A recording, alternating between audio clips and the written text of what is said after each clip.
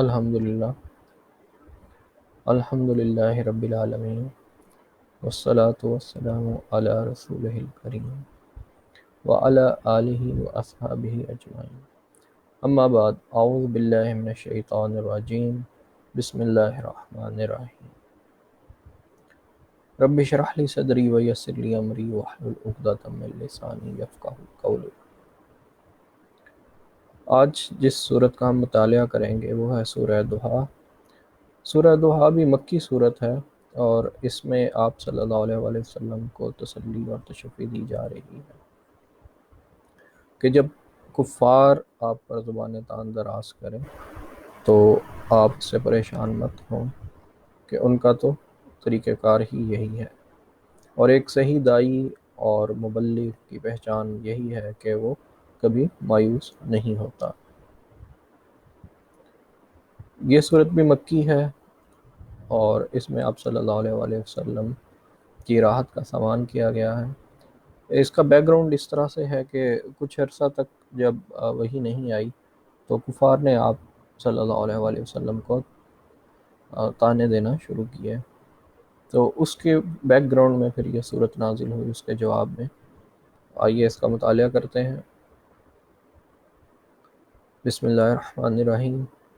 والضحیٰ واللیل اذا سجا، قسم ہے چاشت کی، دن کی جب وہ خوب روشن ہو جائے، واللیل اذا سجا، اور رات کی جب وہ چھا جائے۔ ما ودعک ربک وما قلی، نہ تو آپ صلی اللہ علیہ وآلہ وسلم کے پروردگار نے آپ کو چھوڑا، وما قلی، اور نہ ہی وہ ناراض ہوا۔ وَلَلْآخِرَةُ خَيْرٌ لَكَ مِنَ الْأُولَىٰ، اور آخرت پہلی سے بہتر ہے۔ اس کے دو مطلب ہو سکتے ہیں۔ پہلا ایک مطلب تو یہ ہے کہ آخرت، اخروی زندگی جو ہے وہ دنیاوی زندگی سے بہتر ہے، اور کیونکہ وہ ہمیشگی کی زندگی ہے اور یہ ایک عارضی زندگی ہے۔ اور ایک اور مقصد، ایک اور اس کا مفہوم یہ ہو سکتا ہے کہ آپ صلی اللہ علیہ وآلہ وسلم کی ہر آنے والی گھڑی پہلی زندگی سے بہتر ہوتی جائے گی، جیسا کہ ہمیں سیرت کے مطالعہ سے پتہ چلتا ہے کہ آپ صلی اللہ علیہ وآلہ وسلم کی مکہ کی جو مکی زندگی تھی اس میں اور مدنی زندگی میں بہتر سے بہترین کی طرف گامزن رہی، اور حتیٰ کہ جب آپ صلی اللہ علیہ وآلہ وسلم حجۃ الوداع پر پہنچے تو آپ صلی اللہ علیہ وآلہ وسلم نے ادھر لاکھوں کے مجمع کو گواہ بنایا کہ کیا میں نے تمہیں اللہ کا پیغام پہنچا نہیں دیا، اور اس تمام مجمع نے تسلیم کیا کہ جی بے شک آپ نے پہنچا دیا ہے۔ تو اس لحاظ سے ہر آنے والی گھڑی بھی پچھلی گھڑی سے بہتر تھی۔ وَالضُّحَىٰ وَاللَّيْلِ إِذَا سَجَىٰ مَا وَدَّعَكَ رَبُّكَ وَمَا قَلَىٰ وَلَلْآخِرَةُ خَيْرٌ لَكَ مِنَ الْأُولَىٰ وَلَسَوْفَ يُعْطِيكَ رَبُّكَ فَتَرْضَىٰ، اور عنقریب آپ کا رب آپ کو اتنا عطا کرے گا کہ آپ راضی ہو جائیں گے۔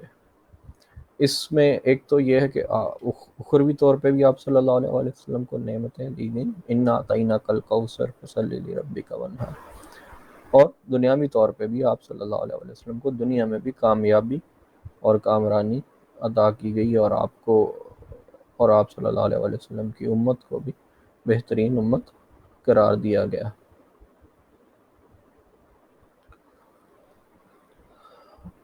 علم یجد کا یتیمن وَلَسَوْفَ يُعْطِيكَ رَبُّكَ فَتَرْضَىٰ علم یجد کا یتیمن فآویٰ، تو کیا اس نے آپ صلی اللہ علیہ وآلہ وسلم کو یتیم نہیں پایا، فآویٰ تو ٹھکانہ دیا، یعنی کہ آپ صلی اللہ علیہ وآلہ وسلم کی ابتدائی زندگی سے ہی آپ صلی اللہ علیہ وآلہ وسلم کو اللہ تعالیٰ نے اپنے حفظ و ایمان میں رکھا، اور آپ صلی اللہ علیہ وآلہ وسلم ابھی پیدائش سے پہلے ہی، آپ کی ولادت سے پہلے ہی آپ کے والد کا سایہ آپ کے سر سے اٹھ گیا۔ اس کے بعد جب آپ 4 یا 6 سال کے ہوئے تو والدہ داغ مفارقت دے گئیں، اور اس کے بعد آپ کے دادا نے آپ کو اپنی سرپرستی میں لیا، اور اس وقت وہ بھی تقریباً 8 سال کی عمر میں آپ صلی اللہ علیہ وآلہ وسلم وہ بھی 8 سال کی عمر میں اس دنیا سے تشریف لے گئے۔ آپ صلی اللہ علیہ وسلم نے ان مشکل حالات میں پرورش پائی، اور اس کے باوجود آپ صلی اللہ علیہ وسلم ان تمام باتوں کے باوجود آپ صلی اللہ علیہ وسلم بہترین نمونہ تھے۔ آپ صلی اللہ علیہ وسلم کا بچپن بھی ممتاز اور جوانی بھی ممتاز تھی۔ اپنے ارد گرد کے معاشرے میں عموماً ایسے لوگ جو اس طرح کے معاشرے میں آنکھ کھولتے ہیں وہ ماحول کا اثر لیتے ہیں، لیکن آپ صلی اللہ علیہ وسلم باوجود اس کے کہ بچپن میں بھی یتیمی دیکھی اور ارد گرد کا ماحول بھی چاروں طرف بت پرستی دیکھی، آپ صلی اللہ علیہ وسلم نے کبھی بھی ان چیزوں کو پسند نہیں کیا اور نہ ہی ان چیزوں سے کوئی اثر لیا۔ تو اس سے آگے چلتے ہیں تو وَوَجَدَكَ ضَالًّا فَهَدَىٰ، اور آپ صلی اللہ علیہ وسلم کو پایا تلاش حق میں، فہدا تو ہدایت عطا کر دی۔ قرآن اس کو اس طرح سے واضح کرتا ہے کہ یاسین والقرآن الحکیم انک لمن المرسلین علی صراط مستقیم۔ یاسین تو قسم ہے حکمت والے قرآن کی، بے شک آپ رسولوں میں سے ہیں۔ تو ہدایت کیا؟ یہ قرآن عطا کیا، قرآن حکیم، علی صراط مستقیم، اور صراط مستقیم پر ہیں۔ وَوَجَدَكَ عَائِلًا فَأَغْنَىٰ، اور آپ صلی اللہ علیہ وسلم کو پایا تنگ دست تو غنی کر دیا، تاکہ آپ پورے جذبے سے اپنے مشن پہ کام کرتے رہیں۔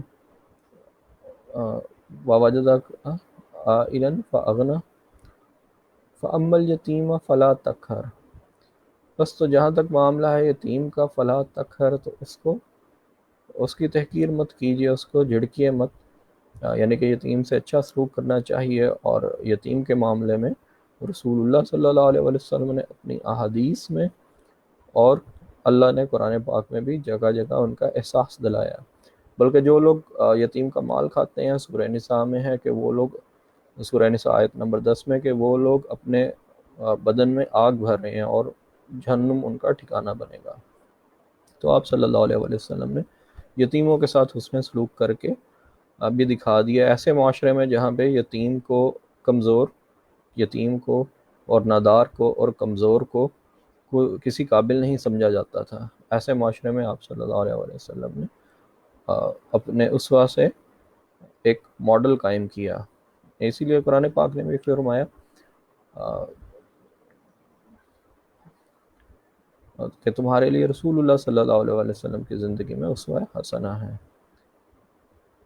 اس سے آگے چلیے تو وَوَجَدَكَ عَائِلًا فَأَغْنَىٰ فَأَمَّا الْيَتِيمَ فَلَا تَقْهَرْ وَأَمَّا السَّائِلَ فَلَا تَنْهَرْ، اور سائل کو جھڑکیے مت، اور جہاں تک سائل کی بات ہے تو اس کو جھڑکیے مت۔ یہ سوال کرنے والے کئی قسم کے ہو سکتے ہیں۔ ایک تو وہ جو مالی طور پہ سوال کرتے ہیں، تو اس کے لیے تو صحابہ کی گواہی موجود ہے کہ آپ صلی اللہ علیہ وسلم نے کبھی کسی سوال کرنے والے کو لا کا لفظ نہیں بولا، یعنی کہ نہیں کہا۔ اور اس کے علاوہ کچھ لوگ جو علمی طور پہ سوال کرتے، آپ سے کچھ اخذ کرنا چاہتے، تو ان کے لیے بھی یہ بات ہو سکتی ہے۔ اور اس کے علاوہ آپ صلی اللہ علیہ وسلم سے کچھ لوگ جو حوصلہ افزائی چاہتے ہیں، تو ان سب کے لیے یہ ہو سکتی ہے۔ اور یہ ایک لیڈر کا داعیہ ہے کہ وہ ان تمام چیزوں کا خیال رکھے۔ تو جو قرآن ہے وہ اس چیز کو ریپرزنٹ کر رہا ہے کہ آپ صلی اللہ علیہ وسلم نے لیڈرشپ کوالٹیز جو تھی، لیڈرشپ کریکٹرسٹکس، وہ بچپن سے ہی اللہ تعالیٰ کی طرف سے ودیت کی گئی تھی۔ فَأَمَّا الْيَتِيمَ فَلَا تَقْهَرْ وَأَمَّا السَّائِلَ فَلَا تَنْهَرْ وَأَمَّا بِنِعْمَةِ رَبِّكَ فَحَدِّثْ، اور اپنے پروردگار کی، اپنے رب کی نعمتوں کا بیان کرتے رہا کیجیے۔ تو فَبِأَيِّ آلَاءِ رَبِّكُمَا تُكَذِّبَانِ، اے گروہ جن و انس، تم اپنے رب کی کون کون سی نعمتوں کو جھٹلاؤ گے۔ تو آپ صلی اللہ علیہ وسلم کو بھی یہ حکم، اور ہمیں بھی یہی ہے کہ ہمیں اپنے جو پروردگار نے اپنے جو نعمتیں دی ہیں، ہم ان کا شکر گزار رہیں اور اس کو بیان کریں. بیان سے مراد تحدیث نعمت کے طور پہ ان چیزوں کو بیان کریں. آخر دعوانا ان الحمد للہ رب العالمین.